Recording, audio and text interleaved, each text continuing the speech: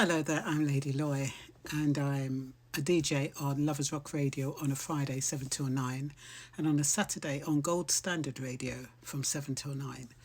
And I received a video yesterday that was comparing black people, almost berating them for not being like Asians. And I thought to myself, why are we constant being compared to cultures who haven't been through what we've been through?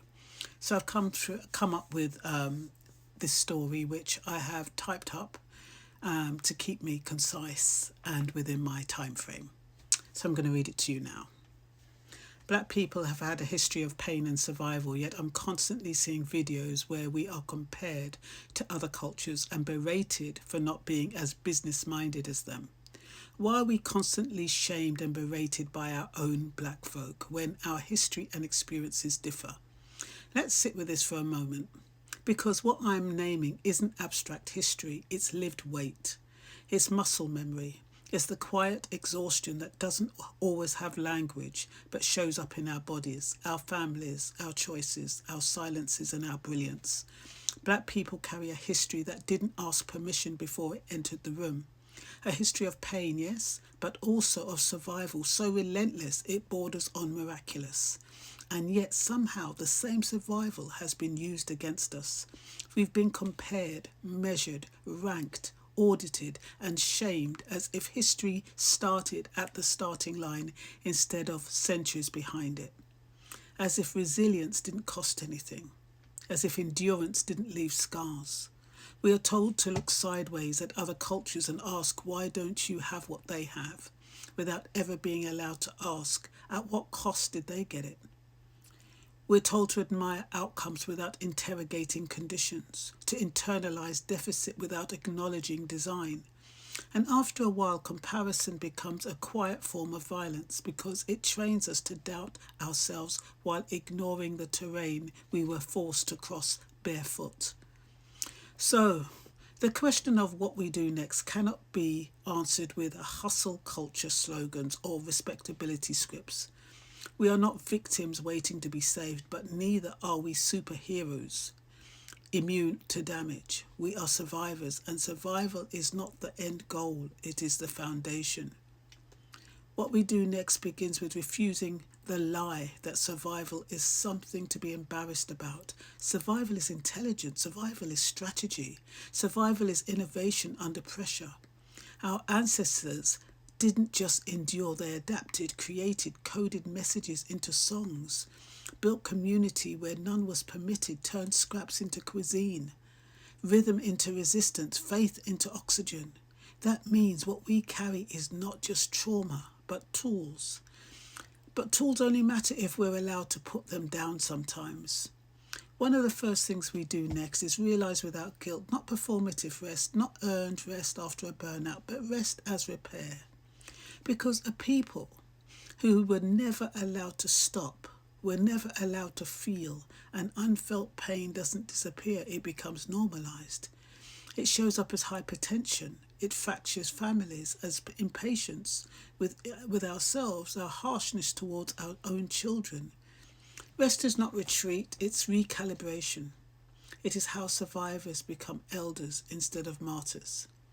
Another thing we need to do is to stop complaining to systems that were never designed to understand us.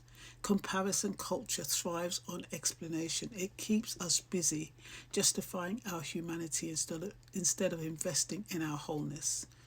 There is a quiet power in the saying, our story is not a footnote to anyone's success. We are not behind, we are not broken, we're responding to a different inheritance. And that inheritance must be named honestly, without shame, without romanticising pain. Because while suffering shapes us, it is not our brand. We don't owe the world perpetual strength. We don't owe anyone inspiration through our wounds. The next chapter requires us to let go of the expectation that black excellence must always look exceptional under impossible conditions. Sometimes excellence looks like stability. Sometimes it looks like choosing peace over proving a point. Sometimes it looks like staying. We also do comparison We also do next what comparison try to steal from us: intergenerational patience, colonialization, enslavement, displacement, and systemic exclusion compressed time for us.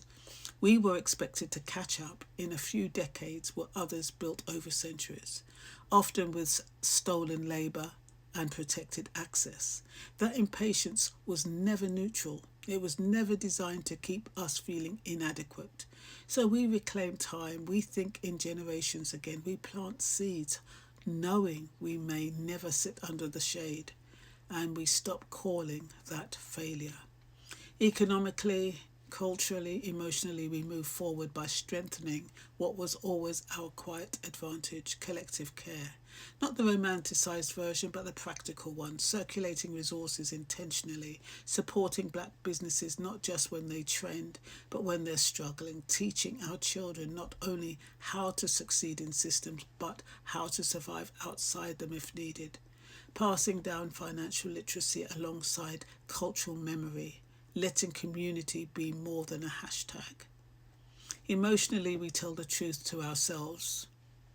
First, we acknowledge that comparison wounded us, that being told we were behind made some of us chase approval and others opt out entirely, that some of our internal conflicts are not personal failures but historical pressure fractures. And instead of weaponizing that truth against each other, we use it to soften, to listen, to stop mistaking trauma responses for character flaws. Spiritually, whether through faith, ancestral wisdom, or personal reflection, we reconnect with the ideas that our worth was never conditional, that we were not created to merely endure history, but to shape it. Survivors know something victims are never allowed to know: that life continues. The joy is impossible after devastation, that laughter can coexist with memory, and that softness is not betrayal. And perhaps most importantly, what we do next is redefine success on our own terms. Not just accumulation, but alignment. Not just visibility, but safety. Not just representation, but well-being. We ask different questions, not how do we measure up, but what kind of lives do we want to live? Not how do we prove them wrong, but how do we make ourselves whole? Because survival gave us wisdom, but wholeness requires choice. We are allowed to carry what we carried and still choose differently. We are allowed to honour our ancestors without repeating their suffering. We are allowed to grieve what was taken without letting grief become our identity. We are allowed to build slowly, to heal publicly and privately, to opt out of constant comparison and opt into continuity. This is not about forgetting history, it's about refusing to be trapped inside it. So what do we do next? We stand tall, not in defiance, but in grounded knowing. We stop letting other people's timelines shame our journey. We take everything we've survived and ask not how do we prove our worth, but how do we live well? And that shift from proving to living is where survivors finally become free.